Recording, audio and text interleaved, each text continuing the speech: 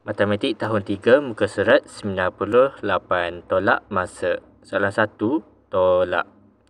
Soalan A 26 jam tolak 14 jam. Kita akan dapat 12 jam. Soalan B 39 minit tolak 17 minit. Kita akan dapat 22 minit.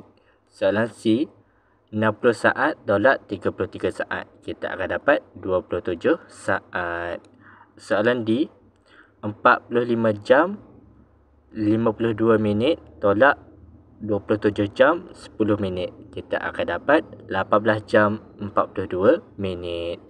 Soalan E 58 minit 20 saat tolak 9 minit 18 saat. Kita akan dapat 49 minit 2 saat. Soalan F 58 minit tolak 25 saat. Kita akan dapat 33 minit. Lepas tu kita ke atas pula, tolak pula dengan 14 minit. Kita akan dapat 19 minit.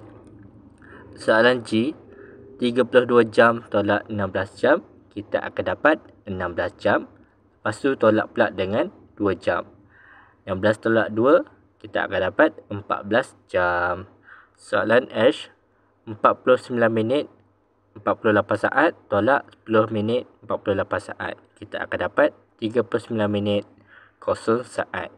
Tolak pula dengan 57 saat. Kita akan dapat 38 minit 3 saat. Soalan 2, kira beza masa. Soalan A 16 jam tolak 8 jam.